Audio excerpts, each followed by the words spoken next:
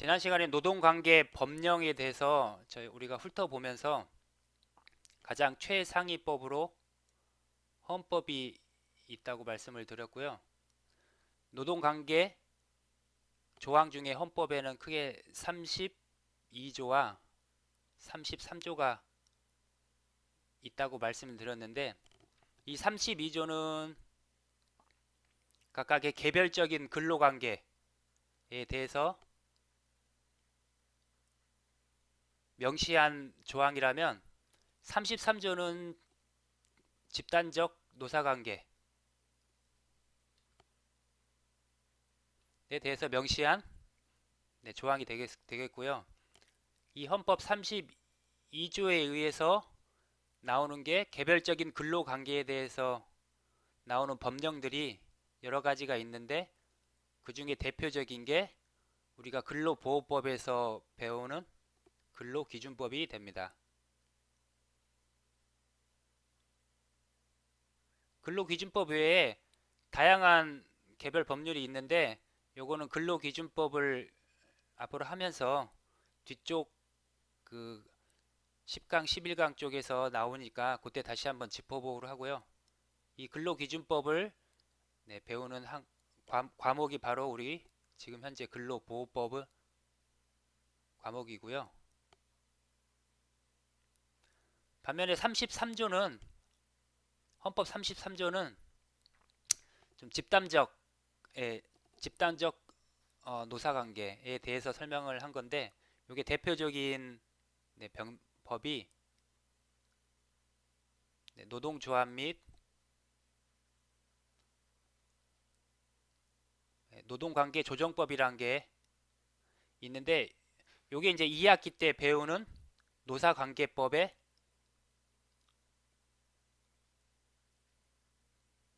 그 과목에 하게 되고요.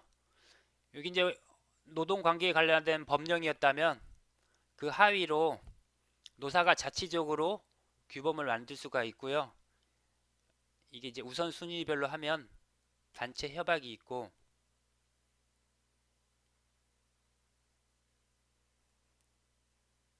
그 하위로 취업 규칙과, 그리고 노사 간에 직접적으로 계약을 맺는 근로 계약이 있습니다.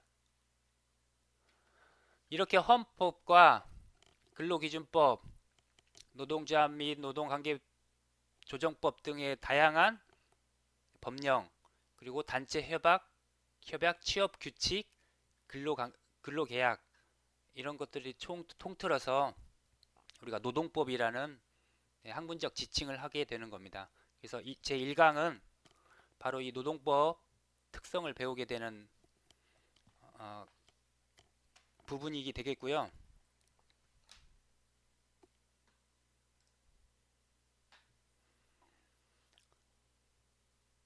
자, 1강에서는 노동법의 특성에 대해 배웁니다.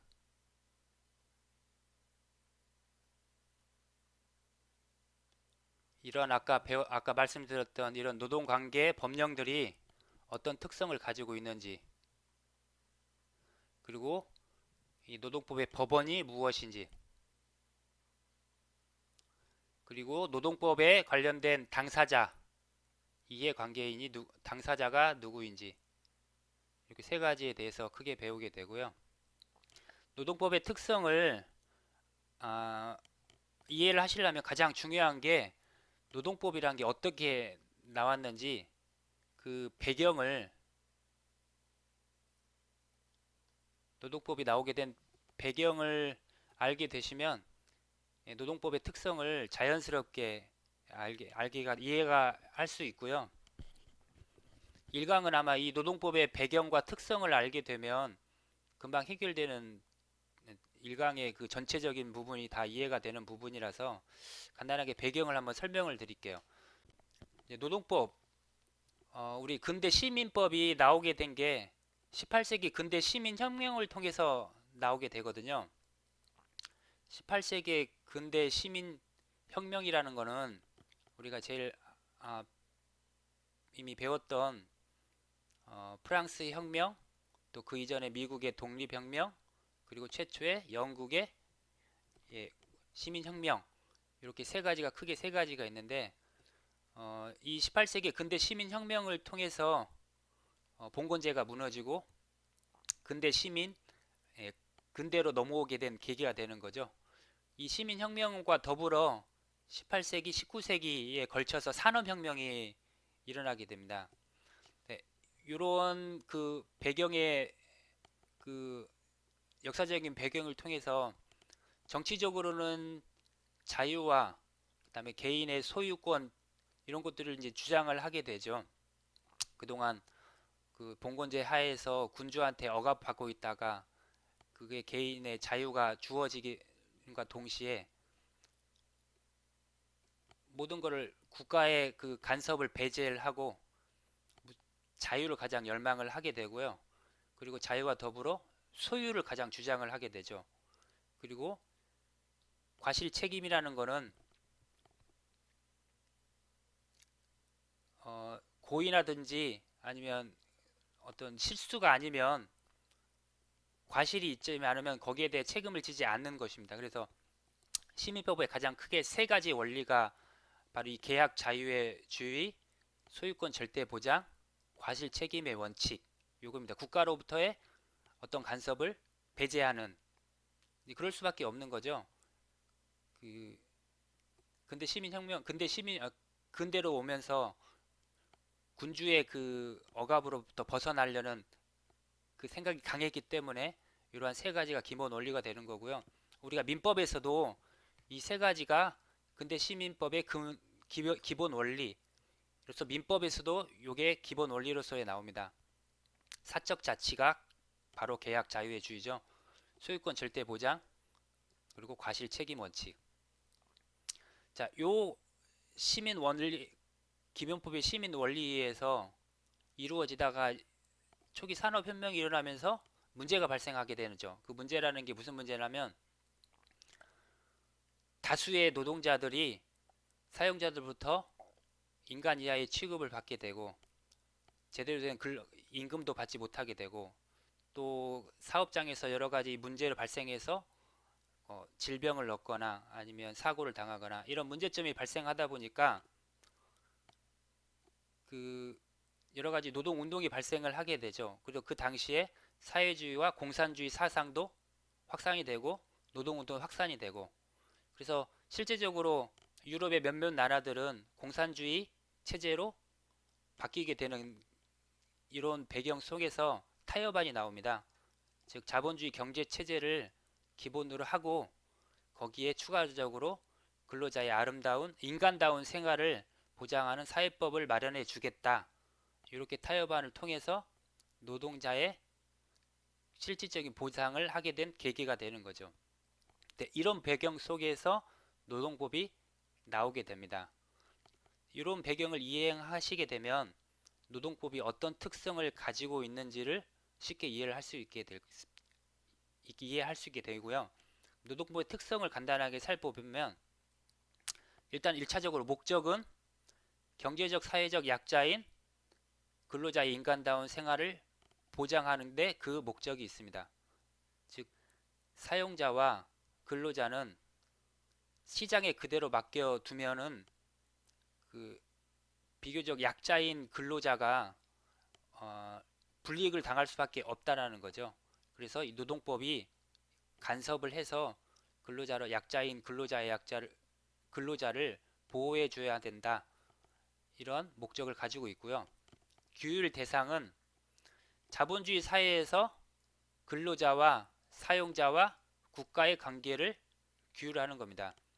근로자와 사용자만 규율하는 게 아니라 여기에 국가가 개입해서 이 3자가 관계를 규율하는 게 바로 노동법이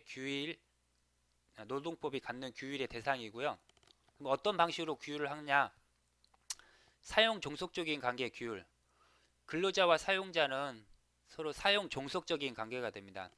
근로자는 근로를 하고 거기에 대한 대가로 사용자에게 임금을 받고 즉 근로자는 사용자에게 어떤 그 종속 관계가 있는 거죠. 여기에 국가의 근로 관계를 근로관계에 개입을 하게 되는 거고, 그렇다고 국가가 모든 거를 다 개입을 해서 좌지우지하는 게 아니라 1차적으로는 노사 자치가 노사가 자치적으로 할 수 있는 거를 공인을 해주는 거죠. 이런 규율 방식이 있는 거고요. 법적인 성격을 보면 우선은 국가가 나서서 해주니까 사회법적인 그런 성격이 있죠. 그리고 근로자와 사용자 사이에서의 사법뿐만 아니라 여기에 국가가 개입함으로써 공법적인 요소를 가지고 있는 거죠. 그리고 경향을 보면 사회적인 약자를 보호해주기 위한 법령이기 때문에 진보적이고 이념지향적이 되고요. 그리고 전체 국제적으로도 이러한 노동법이 어떠한 보편성을 띠고 있는 거고요. 그리고 그 기본 원리를 보면 마찬가지로 인간의 존엄과 실질적 평등 이념을 구현하려는 것. 이거는 이제 노동자와 사용자 시장에 그냥 맡겨두면 인간 존엄이 훼손되고 평등이 실질적으로 이게 평등 이념이 구현이 되지 않기 때문에 이거를 구현하기 위한 원리가 기본 원리로서 노동법이 생기게 된 거고요. 자본주의 시민법의 기본 원칙을 수정하게 됩니다. 자본주의 시민법의 기본 원칙이라는 것은 바로 아까 위에서 설명드렸던 국가의 간섭을 배제하는 계약 자유주의, 또 소유권 절대 보장을 주장하는 소유권 절대 보장, 또 과실이 있는 경우에만 책임을 지는 과실 책임의 원칙, 이 세 개가 이 노동법에서는 어느 정도의 수정이 가해지는 거죠. 이거를 그대로 구현하는 게 아니라 계약 자유주의에 대한 수정, 즉 노동자와 사용자가 자유롭게 계약하는 게 아니라 국가가 어떤 기준을 마련하고 그 기준 이상으로 계약을 맺어라. 또 소유권 절대 보장이라고 그래서 사용자가 가지고 있는 그 공장을 마음대로 하는 게 아니라 거기에도 일정한 안전 조치를 취하도록 강요당하는 거고, 과실 책임이라는 거는 사용자가 어떠한 고의나 과실이 없어도 그 안에서 노동자가 사고를 당하게 되면 거기에 대한 책임을 져야 된다는 거죠. 이렇게 자본주의 시민법의 기본 원칙이 수정되는 원리가 바로 노동법의 특성이 되고요. 거기에 또 노동법은 노동기본법이라는 게 기본권이라는 게 있죠. 우리가 잘 아시는 노동권 또는 근로권이 있고요. 또 여기에 노동 3권, 단결, 단체 교섭, 단체 행동권 이렇게 있습니다.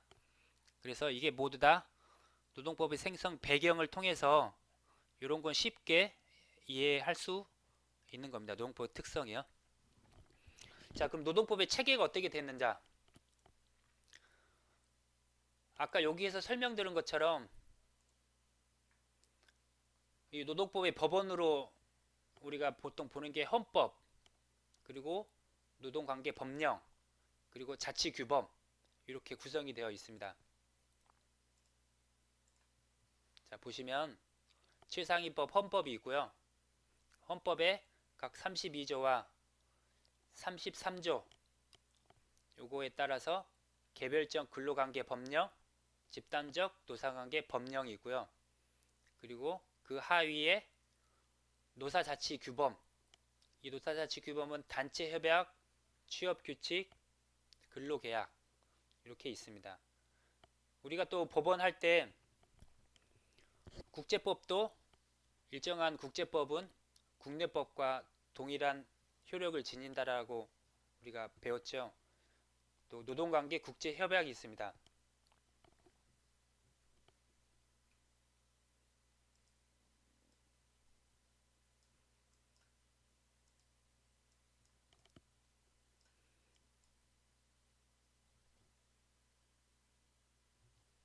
네, 노동관계 국제협약은 비준된 노동관계 국제협약이 있고요. 일반적으로 승인된 국제법규 이 두 가지는 국내법과 동일한 효력을 지니고 있습니다. 여기서는 이제 중요한 게 요 네 가지는 아직 우리나라에서 비준하지 않은 협약입니다. 요러고는 이 네 가지는 우리 노동관계법에서의 법원이 될 수가 없습니다. 그래서 요 빨간 것들은 한번 기억을 해 두시는 게 좋아요. 그래서 저는 기억을 할 때 앞에 자만 떼서 강강 결단, 강제노동에 관한 협약, 강제노동의 폐지에 관한 협약, 결사의 자유 및 단결권의 보호에 관한 협약, 또 단결권 및 단체 교섭권에 대한 원칙의 적용에 관한 협약, 이렇게 네 가지는 비준하지 않은 거라서 우리나라에서는 법원이 될 수 없습니다. 그래서 앞자만 따서 강강 결단, 요 네 가지는 우리 법원이 아니다. 또 법원이 아닌 거는 판례 법원 아닙니다. 또 행정 해석 이런 것도 법원 아니고요. 예규 또한 법원이 아닙니다. 요거는 예규나 행정 해석은 공무원들이 그 공무를 수행하기 편하게 하기 위해서 만들어 놓은 거라서 이게 실제 재판에 가서 법원으로 사용하지 않습니다. 판례도 법원으로 사용하지 않습니다. 이것도 많이 배우셨죠? 민법에서. 자, 그리고 이제 중요한 게 노동법 법원 사이의 효력이 무엇이냐? 1, 2, 3번 아마 쉽게 이해하실 거예요. 우리 모든 법은 우선순위가 상위법 우선. 그러니까 헌법이 가장 상위법이고 제1헌법이 있고 그 위에 아래에 법령, 그 아래에 규범, 그리고 국제협약은 국내 법령과 동일한 우선순위가 가지고 있고 이렇게 상위법 우선의 원칙이 있고 새로운 법, 최근에 나온 법 우선의 원칙이 있고 특별법 우선의 원칙이 있고 요 1, 2, 3번은 다른 법에서도 다 효력이 이렇게 정해지죠. 근데 노동법에서는 특별하게 네 번째가 조금 더 특별합니다. 유리한 근로조건 우선의 원칙. 이거는 뭐냐면 비록 이 노사자치규범이 근로기준법보다는 하위에 있는 법이지만 근로계약을 노동자에게 더 훨씬 유리하게 근로계약을 맺었다면 근로기준법보다 우선으로 적용할 수 있다라는 거죠. 그래서 유리한 근로조건인 경우에는 하위법임에도 불구하고 우선 적용한다. 이런 의미입니다. 자, 그러면 노동법에서의 당사자, 당사자를 한번 보시면 아까 말씀드린 것처럼 노동법에서는 근로자와 노동자가 사용 종속적인 관계입니다. 요거는 다른 말로 뭐냐면 근로자가 사용자의 지휘 명령에 따라 노동력을 제공하고 임금을 지급받기 때문에 사용 종속적인 관계에 있다. 성립은 어떻게 됩니까? 근로계약을 체결해야 성립이 되는 겁니다. 근로계약 체결 전에는 노사관계가 성립되지 않습니다. 또 변경되는 거는 근로자가 다른 데로 전출되거나 아니면 사용자가 바뀌어서 다른 데로 가거나 이거 근로자의 전적과 전출은 8강에서 다시 배우게 됩니다. 그때 다시 설명을 드리고요. 또 사업이 합병하고 양도됐을 때 이 근로관계가 바뀌게 되는 노사관계가 바뀌게 되는 거죠. 근로관계가 종료가 되는 거는 이제 회사를 떠날 때 사망하거나 퇴직하거나 정년 도달 또는 해고 만료를 통해서 종료가 된다.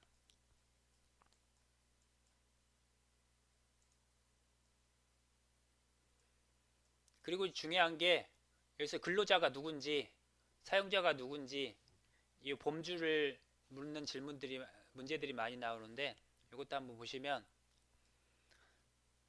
이 근로기준법에서의 근로자는 현재 취업하고 있는 자입니다.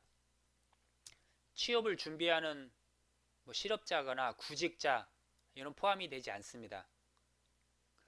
대신에 우리 집단적 노사관계인 노동조합 및 노동관계 조정법, 이건 2학기 때 배운다고 말씀드렸죠.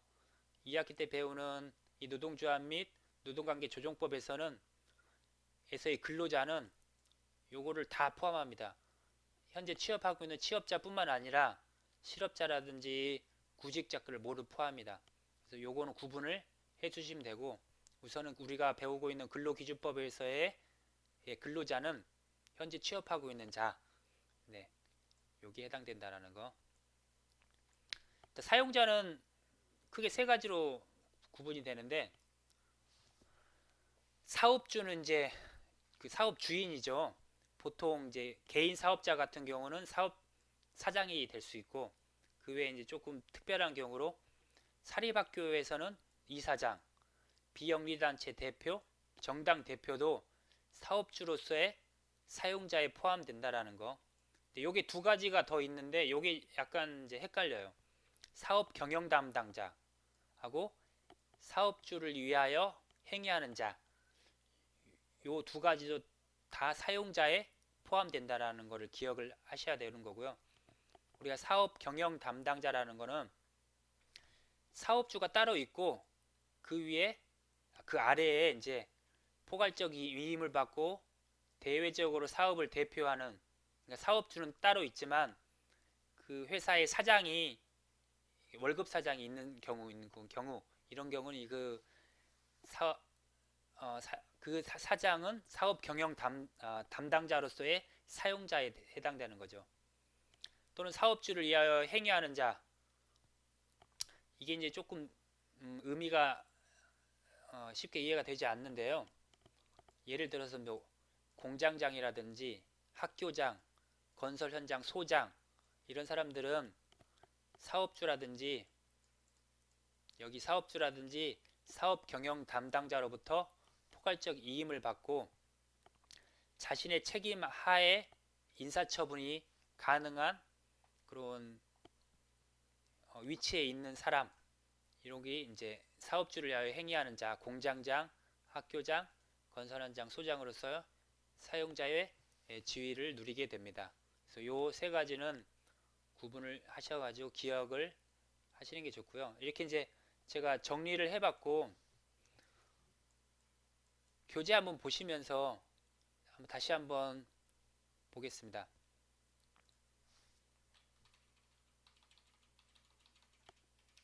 자, 교재 1페이지,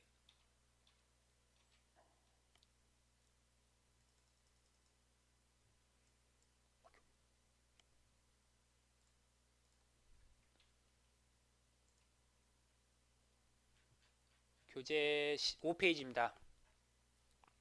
노동법의 의의와 특성.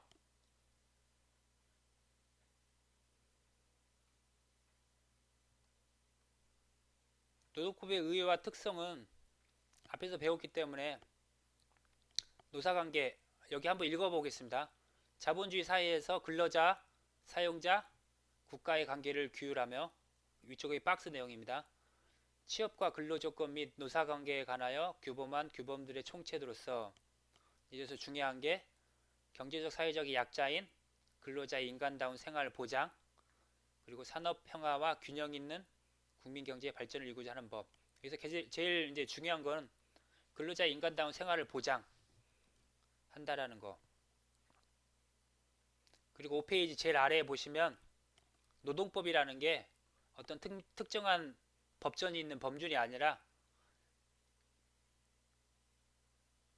이 취업, 근로, 조건, 노사관계에 관하여 규정한 다양한 규범들을 통틀어 학문적으로 그냥 지칭하는 용어다. 이렇게만 확인하고 가시면 될 것 같습니다. 자, 6페이지 노동법의 목표가 나옵니다. 노동법의 목표는 아까도 계속 말씀드렸죠. 인간다운 생활을 보장하고 인간의 존엄성을 보장하고, 이제 근로자의 존엄성이죠. 근로조건 향상을 하고, 이제 사회적인 약자인 근로자를 위한 법입니다. 네, 그렇게 보시면 되고요. 노동법의 특성 7페이지입니다. 노동법의 특성을 알려면 그 배경이 어떻게 되는지를 이제 생각을 하시면 되죠.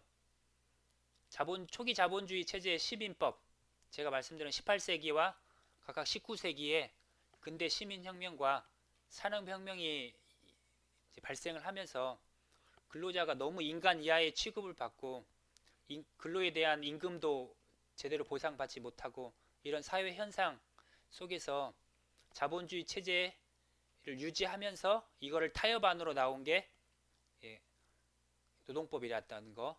그래서 이 표 1- 박스 한번 읽어보겠습니다. 여기에 이제 노동법의 특성이 다 요약된 내용이어서요. 생성 배경은 자본주의 체제 시민법이 결탁하여 발생한 노동 문제를 해결하기 위한 거. 인간과는 근로자가 사회적 약자다라는 인식. 규율 대상은 근로자와 사용자의 사용 종속적인 관계를 규율하는 거죠. 목표는 근로자의 인간다운 생활, 또 사회적인 구현 이런 게 있고, 방식은 국가가 개입을 하는 거죠. 그리고 성격은 사회법, 또 공법과 사법 성격을 공유하고 있다. 사법적인 성격도 있고 공법적인 성격도 있고, 경향은 진보적 국제 보편성 이렇게 있다. 이것만 한번 가볍게 훑어보시면 될 것 같습니다. 8페이지.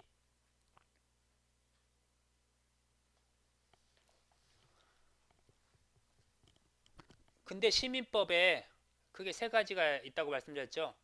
8페이지 제일 위에 보시면 계약 자유의 원칙, 소유권 절대 보장의 원칙, 과실 책임의 원칙 이렇게 있는데, 노동법은 이 세 가지를 그대로 구현하는 게 아니라 일정한 부분 수정을 이제 하는 법이죠, 노동법이.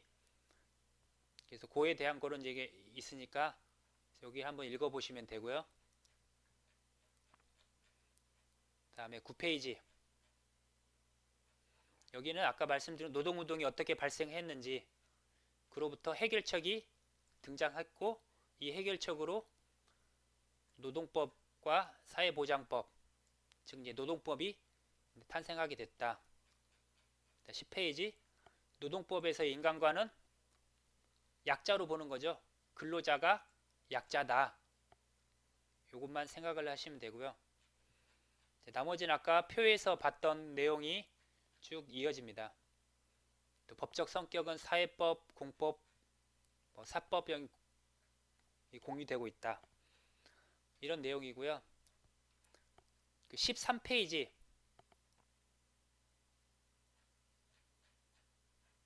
노동법의 기본 원리. 기본 원리 또한 인간 존엄, 실질적 평등 이념 규현, 또 아까 말씀드린 시민법의 기본 원칙을 수정하는 게 바로 노동법이다. 어떤 식으로 수정하는 건가는 거기 14페이지에 있는 내용을 보시면 읽어보시면 됩니다. 자, 15페이지는 노동법의 기본권을 나오는 내용인데 우리 다 알고 있는 내용이라서 넘어가고요. 자, 법원에 대해서 나옵니다. 노동법의 법원이 무엇이냐? 헌법이 있고요. 그 아래 노동관계 법령, 법이 있고, 그다음에 그 아래 노사자치규범, 단체협약, 취업규칙, 근로계약이 있고, 국제법이 있죠. 일반적으로 승인된 또는 노동관계 국제협약, 비준된 이렇게 있다. 여기서 한 가지 이제 기억을 하셔야 될 게 18페이지 가시면 국제협약 20페이지입니다. 20페이지에 노동관계 국제협약이 있는데 제가 아까 빨간색으로 한번 말씀드린 게 있는데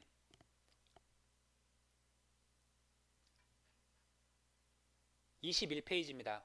우리 교재 21페이지에 보시면 중간쯤에 4개가 아직 비준 안 됐다고 그랬죠. 강제노동에 관한 협약, 강제노동의 폐지에 관한 협약, 결사의 자유 및 단결권 보전에 관한 협약, 단결권 및 단체 교섭권에 대한 원칙에 대한 협약. 그래서 앞에 강강 결단. 요건 아직 비준하지 않고 있다. 그래서 법원이 아니다. 우리 노동법 법원이 아니다. 요거 하나만 기억을 해 두시고요. 그리고는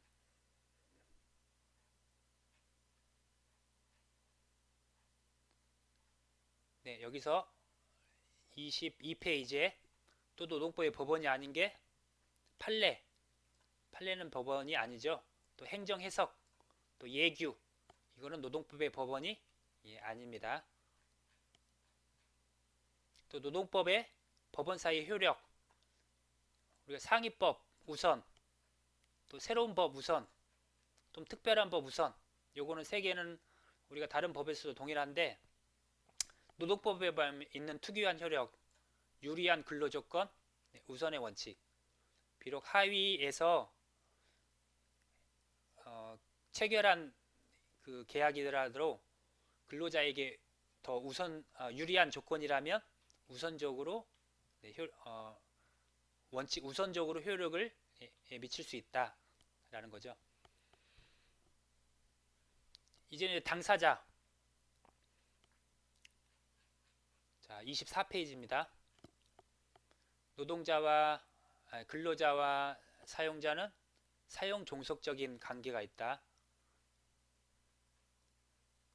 근로관계의 성립은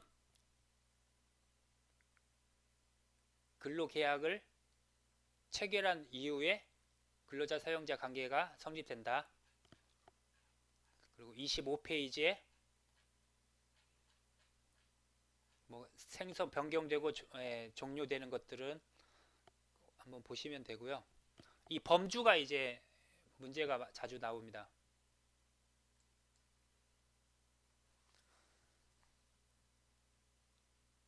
근로자는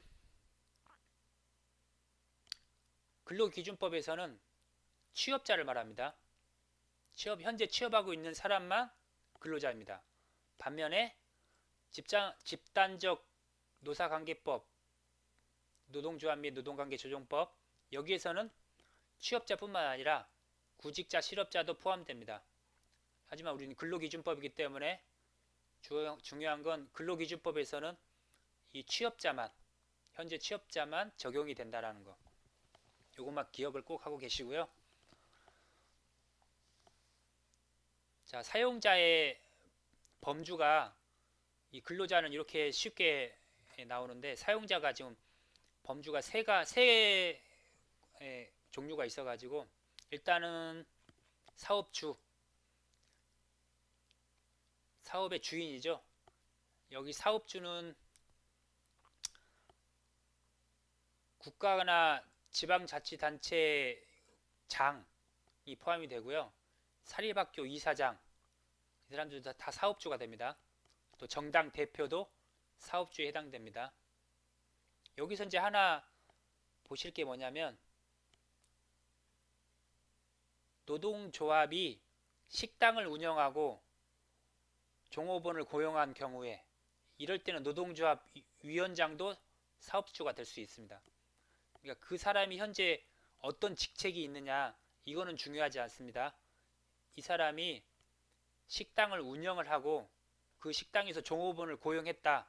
그러면 이 노동조합 위원장도 사업주가 되는 겁니다. 이와 비슷하게 아파트 자치회가 관리원이나 청소위원을 직접 고용할 때 그러면 이 아파트 자치회도 사업주가 되는 겁니다. 이거 기억하시고요.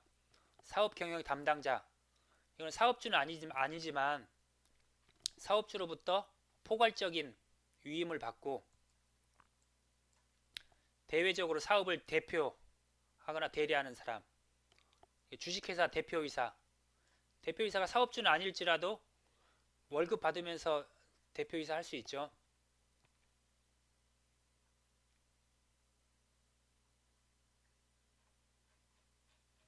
자, 그리고 이제 사업주를 위하여 행위하는 자, 여기에는 공장장, 학교장, 건설 현장, 소장 이런 사람이 있다라는 거. 자, 이렇게만 기억을 하시면 자, 1장 내용들은 대부분 다 훑어본 것 같고요. 자, 문제 통해서 한번 실제 어떻게 문제화가 되는지 한번 보겠습니다.